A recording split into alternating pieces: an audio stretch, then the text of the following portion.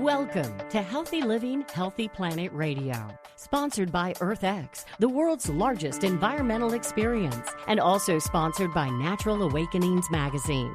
Live your healthiest life on a healthier planet. Now here's your host, Bernice Butler. Welcome to Healthy Living, Healthy Planet Radio today. We're now nearing the end of our fourth season, but we remain just as excited as ever to continue to help you explore and understand that unbreakable relationship between your health and the health of the planet. Here we look at the hottest topics related to our environment and its sustainability and how they affect your health and wellness. Here are issues like climate change, plastic pollution, extreme weather events, and others will meet up with everyday impacts like allergies and asthma, digestive issues and gut health, cancers, lung and heart issues, and more. So listen in today as we interview experts for today's show in our series on cities, built environment, infrastructure, and nature. And today we're going to be focusing in on infrastructure, how it affects the health of our environment and our own health. Now, infrastructure serves as the physical and organizational foundation. That is, it's the facilities and structures that enable our society to function effectively, or function at all, actually. It includes various elements such as roads, bridges, buildings, water, and energy, and, of course, transportation. Outdated and aging infrastructure is indeed a challenge faced by cities all across the U.S.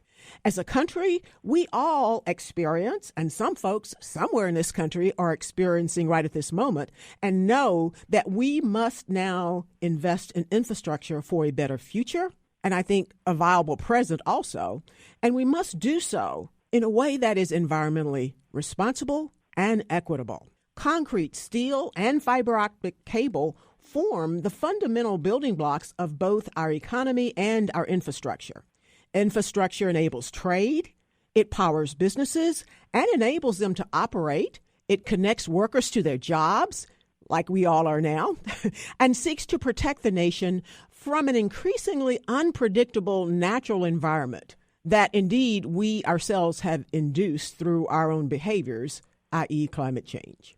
So whether through private investments in telecommunication systems, broadband networks, freight railroads, energy projects and pipelines, or public spending on transportation, water, buildings, and parks, infrastructure serves as the backbone of a thriving economy, as we know it right now. Furthermore, infrastructure supports the workforce by creating millions of jobs annually in construction, in operations, and maintenance of infrastructure projects. According to an analysis by the Wilkins Institution, approximately 14 million people are employed in fields directly related to infrastructure. And these jobs span a wide range of roles, including engineers in transportation and mass transit, electrical power line installers, internet cable installers, truck drivers, airline pilots, construction laborers, and meter readers. All are involved directly in infrastructure. Currently, infrastructure jobs account for nearly 11%, or a little over 11%, of our nation's workforce, with projections indicating much further growth in the next decade. However, unlike many Western European and parts of Asia, the United States is experiencing a growing population. And over the past decade, we have added over 25 million people, primarily concentrated in the 50 largest metropolitan areas. And this population growth places additional strain on an already overburdened infrastructure systems. But if you think infrastructure and public health are not related, then think again. Poor infrastructure has been linked directly with lead poisoning, accidents and injuries, and asthma, just to begin to name a few. Infrastructure projects inevitably impact the health and environment of local communities, introducing health risks associated with climate change consequences, exposure to hazardous environments, and displacement from our homes and jobs. Often, we take our infrastructure for granted, as we do many things that we engage with every day. assuming that these complex systems will function flawlessly whenever we need them. However, when disruptions occur, such as road closures, power outages, water main breaks, or widespread internet failures or pandemics, we are reminded of the critical need for safe and reliable infrastructure to facilitate travel, communication, and our overall well-being. And although extreme failures like the Minnesota bridge collapse a few years ago or the Amtrak crash outside of Philadelphia tend to receive substantial media attention, it's critical to address the broader issues surrounding failing infrastructure systems and the built environment as a whole. According to a report by the American Society of Civil Engineers, the U.S. is facing an infrastructure crisis. The report highlights that 25% of all critical infrastructure in the United States is at risk of failure due to flooding.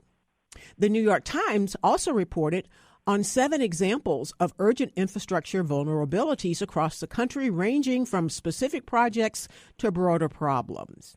And these include deteriorating rail tunnels under the Hudson River, crumbling schools that are vulnerable to earthquakes in Puerto Rico and perhaps in California, hundreds of rural bridges that are closed or are about to be closed, water crises in Mississippi, dams increasingly battered by climate change, and levees that can no longer consistently hold the water back.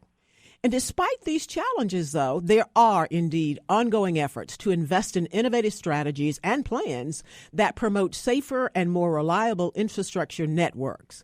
However, the relentless impacts of climate change continue to challenge all of these endeavors, and it calls for all of us to engage in knowing about our infrastructure and protecting it.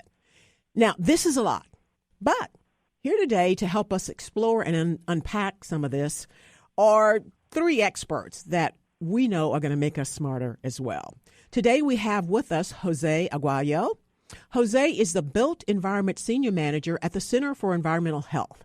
And the Center for Environmental Health, or CEH, is one of our country's premier nonprofits involved in protecting environmental health of children and families.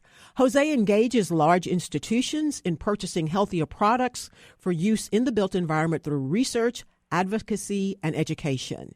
He has previously worked at the Center for Health, Environment, and Justice and at the Environmental Working Group, researching toxic ingredients in food and personal care products. Welcome, Jose. Thank you for joining us today, and did I get all of that right? Thank you, Bernice. Yes, you did. And thank you for that welcome. Thank you. Our other guest is Mikel Williams. Mikel is Director of Sustainability at TBG Partners, which is an architectural and engineering firm. And Mikel is an environmental engineer with over 28 years of experience. He collaborates with teams across the firm to evaluate the sustainable performance of projects under design to identify opportunities to enhance the triple bottom line. Mikel specializes in planning, design, and policy related to the integration of green infrastructure systems into the built environment, and he also teaches on sustainable infrastructure here at Southern Methodist University. Welcome, Mikel, and did I get all of that right? Yeah, you did. Thank you. It's a pleasure to be here and to be joined with such a great group of guests. Thank you for being able to join us. And our other guest is Garrett Boone. Garrett is a furniture builder, an entrepreneur, an environmentalist, a conservationist, and he is the founder of the Container Store. In 2006, Garrett co-founded Texas Businesses for Clean Air, and that was an effort, a very successful effort, to derail or stop a fast-track initiative to construct 11 outdated coal-burning energy plants in North Texas. And their tagline that they promoted was, "Clean air is good for Texas business," or "Clean air is good for business in Texas." And joined there with him was Trammell, and Trammell has been on our show a number of times, and he'll be back with us next week co-hosting. So they are partners in environmental crime and conservation. Our Dallas mayor recently appointed Garrett to chair the subcommittee on parks for the 2024 Bond Task Force, and he also named Garrett his greening czar. Garrett is greatly involved in helping to create national park quality environments in the Great Trinity Forest in Dallas. He is associated with paddling, trails, bird counts, and litter mitigation initiatives. And I have to disclose, I have been serving for a number of years alongside Garrett on the board of Green Space Dallas. Welcome, Garrett. I know you're busy. Thank you so much for making time to join us today. Thank you for inviting me to join Jose and Michael. I look forward to the discussion. Great. Thank you all. Again, I know everybody was busy and everybody had to kind of move some things around to be with us. So we do greatly appreciate it. Now, we just have a few minutes to go before we go to break. But I want to start with Michael and ask Michael, before I start with you, Michael, I want to ask you this. You know, in my other life, I did real estate development. And I remember once we had our project together and we had our cost estimates, we would then send our projects over to the engineer for some value engineering. So my question to you is, these days, once all of that's done, do they send their projects over to engineers for some sustainability engineering like they should? I agree that they should, and I think it does happen in many cases, but still there is an element of kind of the business as usual, where we're not considering sustainability and ecosystem services contributions to the performance and overall quality of the development soon enough. Honestly, that's something that, to be effective and impactful, it needs to be looked at very early on in the planning and design process. There certainly is a shift towards that. Many public entities, municipalities are beginning to shift and create more stringent requirements for the overall planning and development of publicly funded projects that are making a nod to preserving and enhancing ecosystem services and providing public access to green spaces. So that's typically the way it goes. It starts with the municipalities where projects are publicly funded, and then that begins to kind of filter out to more of the private development realm. Maybe they can sneak in sustainability engineering along with the value engineering. In other words, when a client says, let's do some value engineering on this project, you guys can just do that overlay of sustainability engineering, because I can see that just moving things ahead too. At that basic level. We're going to go ahead and go to break now, and we'll be right back on the other side with Garrett, Michael, and Jose. We want to give a shout out now to our sponsors. That is Natural Awakenings, Dallas-Fort Worth Metroplex Magazine, the Green, Healthy, and Sustainable Living Authority for the DFW Metroplex and North Texas communities. Print issues of Natural Awakenings can be found in all H-E-B stores, natural grocers, all central markets, sunflower shops, and many, many other locations, as well as available free for download online at nadallas.com. Check them out. Our other sponsor is North Haven Gardens, serving the Metroplex since 1951, the most respected horticultural establishment in North Texas, offering gardening and plant education, concierge services, DIY classes, gifts, and more. Check them out at nhg.com. And our other sponsor is Lynn Dental Care, practicing dentistry for over 38 years with a holistic approach, none mercury, looking at the whole body. Specializing in periodontics, Dr. Lynn is board certified by the International Academy of Oral Medicine and Toxicology. Check them out at lindentalcare.com. Thank you, sponsors.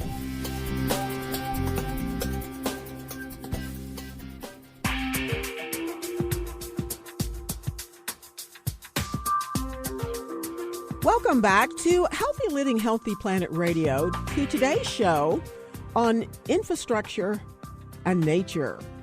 Talking specifically about infrastructure, how it affects the health of our environment and our own health. And we are back with Jose Aguayo with the Center for Environmental Health, with Michael Wilkins with TBG Partners, and with Garrett Boone, entrepreneur, environmentalist, and conservationist, and the newly appointed Dallas Greening Czar. Again, thank you all for being with us today. And so I want to go back to you, Michael, though. From your vantage point, though, as an engineer, how do you define infrastructure? And tell us about the common definition, but what is really the broader, more holistic, and I like to think the real definition of infrastructure. Sure, absolutely. And I think you covered most of the components of what we call infrastructure in your introduction to the show. It's a lot of things. It's, the basics of it we always think about are roads, bridges, utilities. things that are just kind of your standard pieces of infrastructure, but it's much broader than that. It's landfills, it's information technology, infrastructure, fiber, all of those things. And a really important piece of infrastructure that we need to be much more aware of and conscious of is natural infrastructure. I have a colleague who works for a San Francisco estuary preservation program, and his tagline on his LinkedIn profile is "Nature is infrastructure." And even within nature, there are many different elements that could be considered infrastructure. It could be tall grass prairies, pollinator gardens. It could be riparian corridors and hardwoods along riparian areas and along our creeks and rivers. So even natural infrastructure is a broad category. Indeed. I think it's important for people to understand things like the internet. That's an infrastructure. And I think that perhaps post-pandemic, folks can have a better appreciation, and it may indeed sink in that nature really is an infrastructure.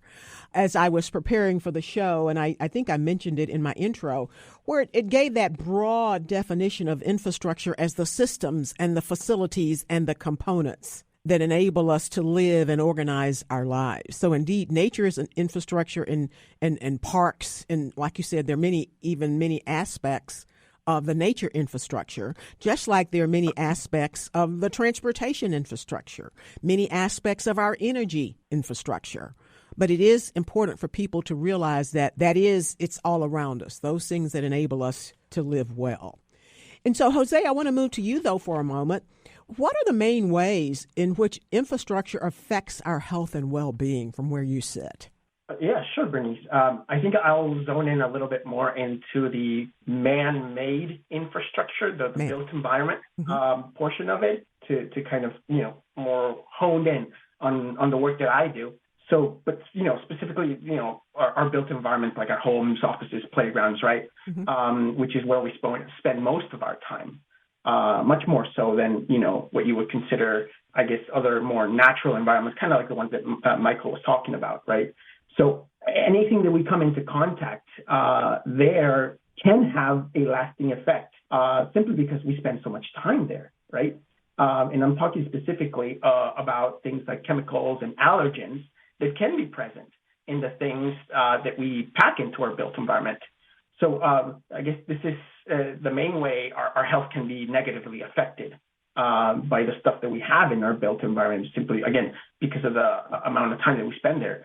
So there's really a lot of nasty junk, chemicals like fire retardants, volatile organic chemicals, PFAS, that really we put into everyday things that we use, but that can have serious health impacts on us and our children. And most of these chemicals really, they're almost never essential and should have no place in our homes.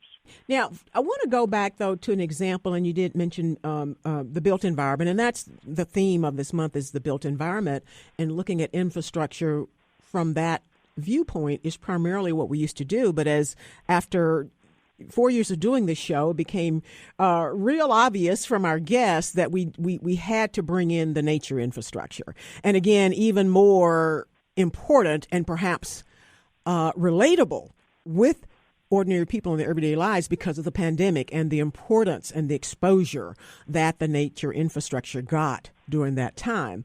But going back to, I guess, the hard infrastructure, if that's what you want to call it, I want to talk about two things. That's transportation, internet, and energy infrastructure.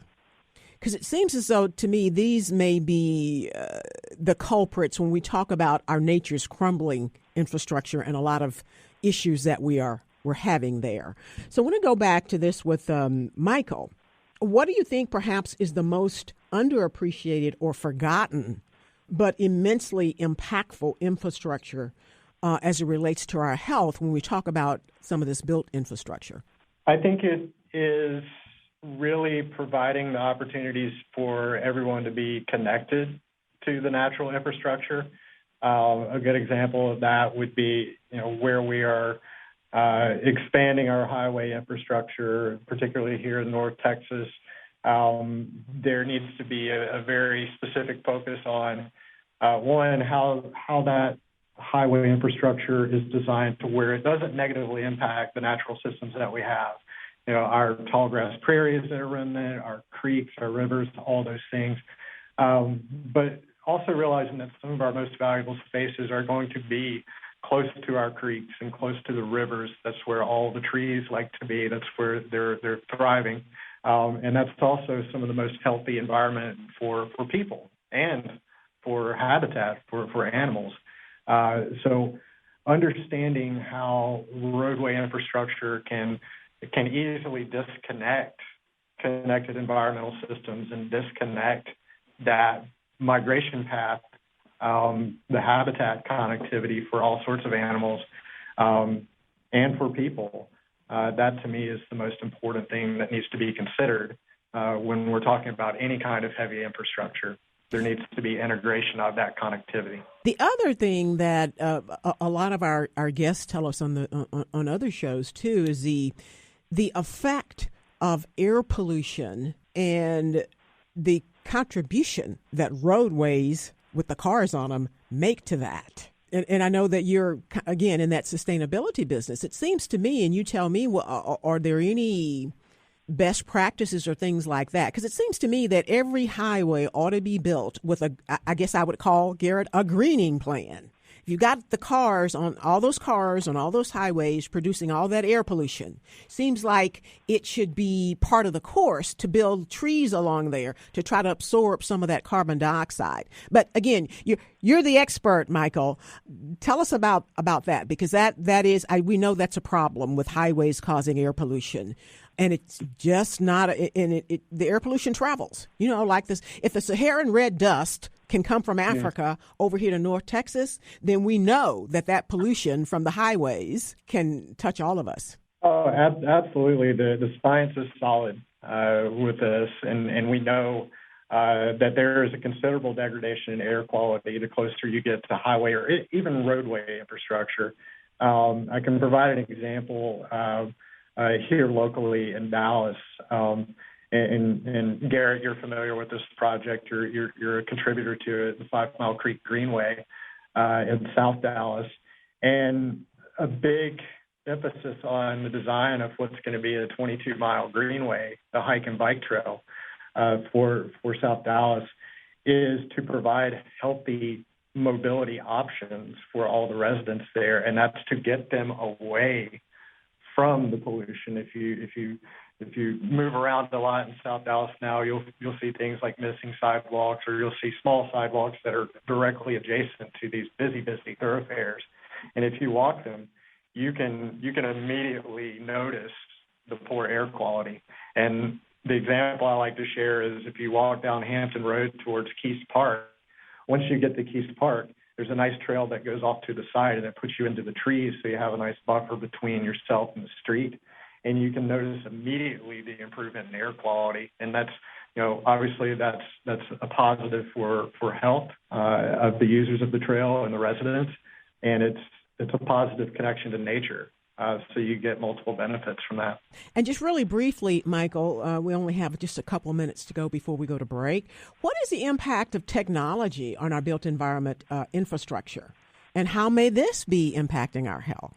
People don't typically think about technology having a health impact or technology having an impact on our built environment. It's huge. A simple example is, this is related to Internet of Things. There are all sorts of new tools and developing technologies that will allow us to understand how people use things like hike and bike trails, how people use public open spaces. It helps us monitor air quality. It helps us design better to be a more sustainable project. We pretty consistently use data from trail use trackers, so applications like Strava or things that people use to track their exercise and their biking. We can quantify, the users and the miles traveled on these multimodal facilities, and we can directly relate that to more positive health outcomes. That could be related to asthma, that could be related to heart disease, et cetera, and obesity. So the technology is going to be incredibly important, and I'm encouraged with the way it keeps progressing. it helps us to be better planners and designers. Indeed, and really briefly, is there any negative impact on technology on our built environment? I think there are some elements of kind of the shiny new toy that's related to technology. I know that there's a lot of talk now about gondolas and all these things that are being pitched as something that's going to solve our congestion problem on the tollway and things like that. I think the intent is really great with a lot of these new ideas, but I think there needs to be a little tentativeness about them and kind of zooming out and looking at, okay, well, really, what are we improving here? Indeed. They need some sustainability engineering, right? All these new ideas. Right. Thank you so much. We're going to go to break. We'll be right back on the other side with Michael Wilkins with TBG Partners, Garrett Boone, environmentalist and conservationist and our greening czar, and Jose Aguayo with the Center for Environmental Health. Thank you all. We'll be right back.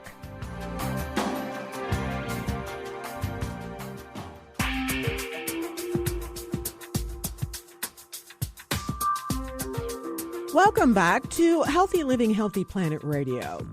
To today's show on cities, built environment, infrastructure, and nature. And today we're focusing in on infrastructure, how it affects health of environment and our own health. And we've got three experts today who really are making us smarter. Now, Garrett, I want to start this section with you. You were recently named the City of Dallas's first greening czar by the mayor. And can you tell us a little bit about the vision for this position and what inspired it, or why did Dallas really need a greening czar? Well, it's a title and a position in evolution, basically. The immediate focus was the mayor was really appreciative of the study that Trust for Public Land did before the last bond program about the number of houses, number of homes, and number of people in Dallas that were not within 10-minute walking distance of a park, which is considered the gold standard for parks. So he remembered that study and wanted to try to find some way to make progress on that. We've actually made a lot of progress in the past 10 years. We've gone from, anyway, we've made like a 20% improvement. But he wanted to see if we could do better. So I'm working with Robert Kent on this, because Robert and Trust for Public Land have done this before, and they have a national organization that supports them. We're looking at property the city owns but is not using. And we're trying to find a piece of property that will work for parks in every single district of the city. And we're in the process of examining those pieces of land and trying to figure out a strategy for developing parks on those lands. So it's just a movement to the green czar begins with that. I mean, it could include anything, obviously. It's a pretty broad category. It could become native prairies and Kevin Sloan's idea of branch waters and really restoring and paying attention to the 700 miles of creeks Dallas has that really help define who we are and has a huge amount of habitat in it. So anyway, we're starting with trying to increase the number of parks that are within 10 minutes walking distance. I love that idea, though. So you guys should really have something that's measurable and actionable by identifying city-owned spaces in every area that can be made into parks. I love that. Yeah. That is very proactive. But they could be made into community gardens. They could be, maybe if they're big enough, they could be affordable housing. It's not, so we're just looking at right now properties that would be good for parks.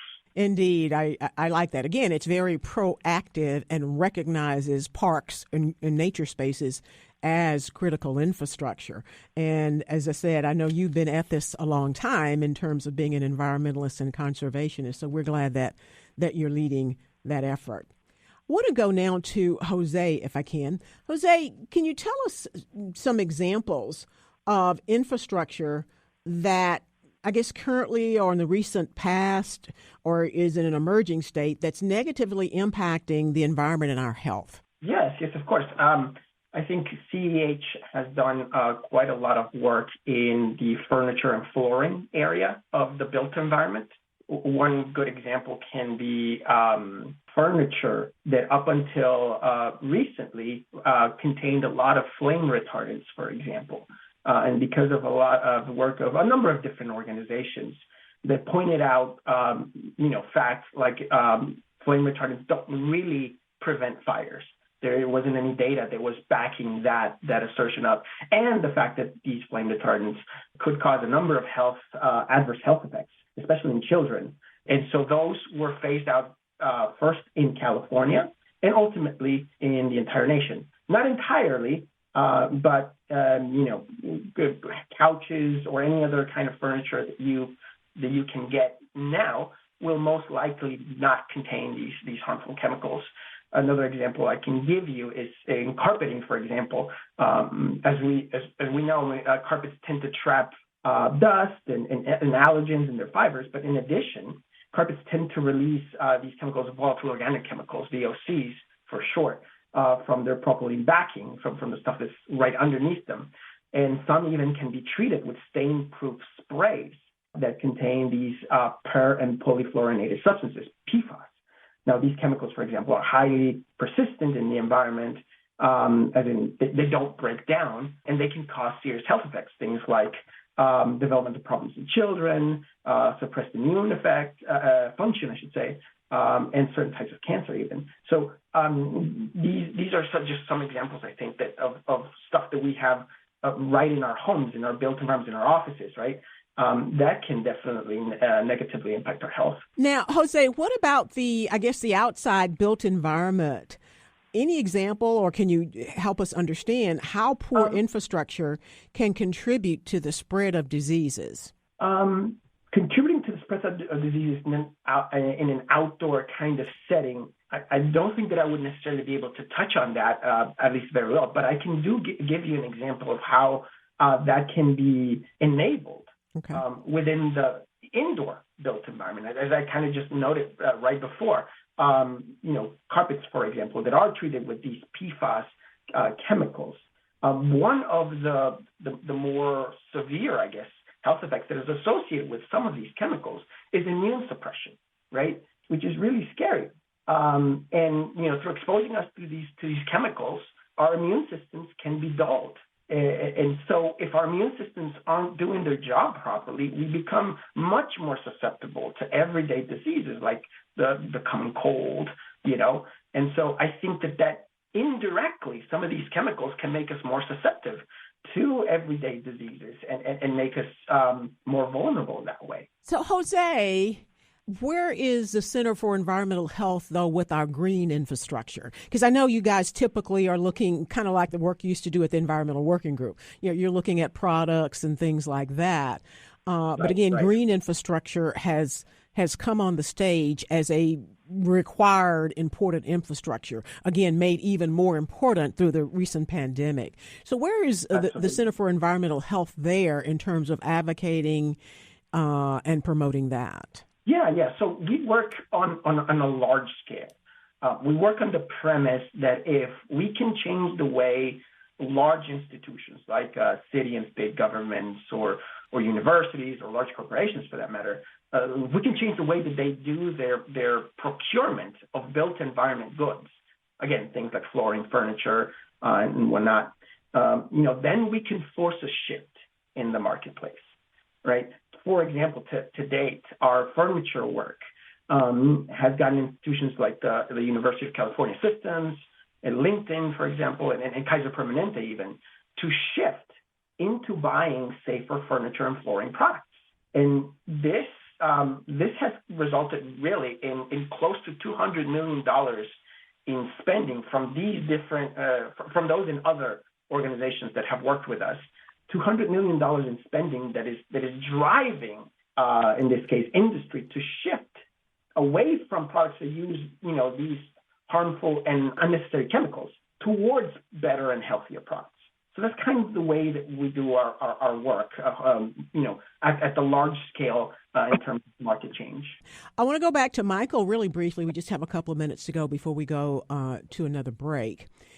How can the effects of infrastructure on health and the environment be measured and monitored? I'll kind of reference back to our previous discussion about technology. The air quality, that's one of the simpler things where we can get real-time data on air quality.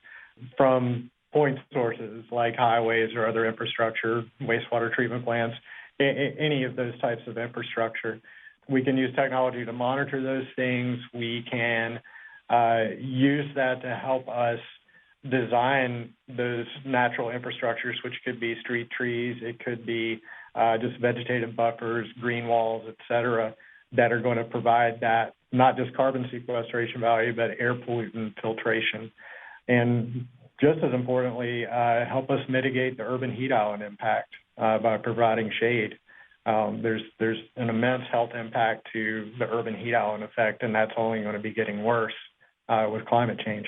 Indeed, and thank you for that. And 1 minute to go, and I'm going to start with Garrett, and I'll finish with Garrett on the other side of the break, though. But really kind of going back to what he talked to, what Michael just mentioned, Garrett, about the urban heat island.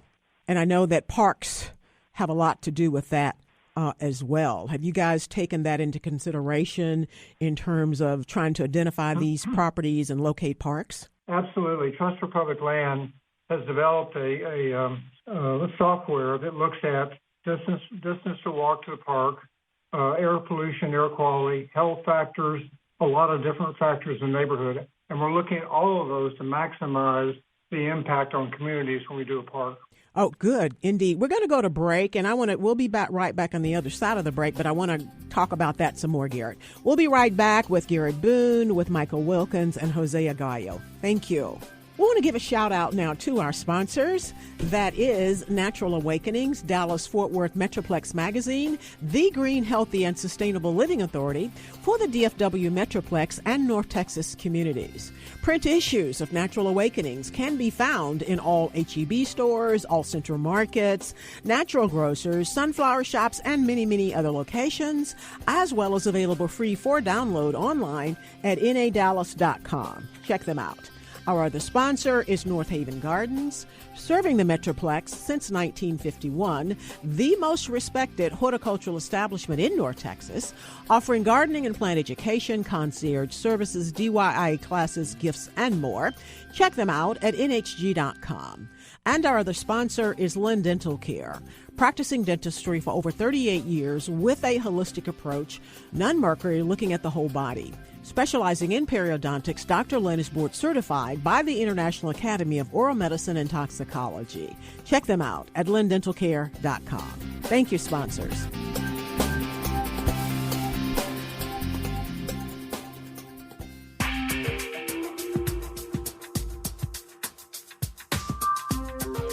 Welcome back to Healthy Living, Healthy Planet Radio, to today's show on cities, built environment, infrastructure, and nature. And today we're focusing in on infrastructure, how it affects the health of the environment and our health. And today we have three experts who are making us smarter. We have with us Jose Aguayo, who is with the Center for Environmental Health. Michael Wilkins is Director of Sustainability for TBG Partners, an architectural engineering firm. And Garrett Boone, an entrepreneur, environmentalist, and conservationist.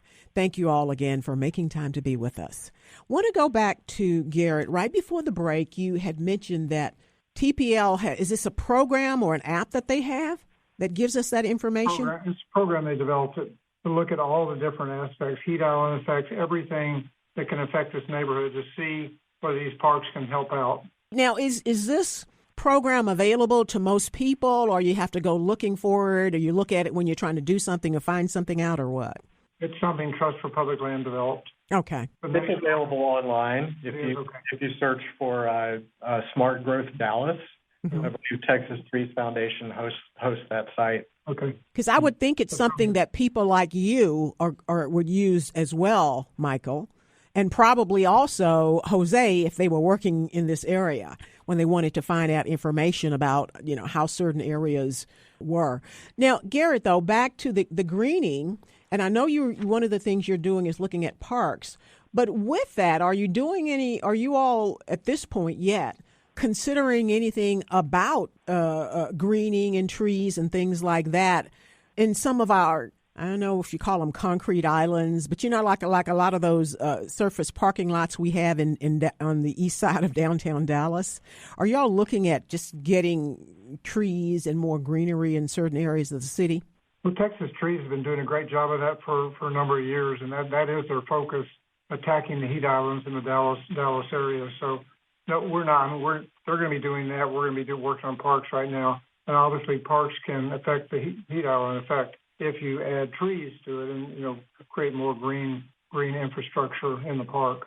But, Garrett, what do you see as the major challenges, though, to carving out and building and maintaining these parks and then getting people to actively care about nature spaces? You've kind of been almost a one-man band with this for a long time. People are joining the activity, but what do you see as the major challenges in getting people to care about this like they really have to make a larger dent? I think we need, in order to have a green Dallas, we need to engage the whole city in doing that. One group can't do it. One organization can't do it.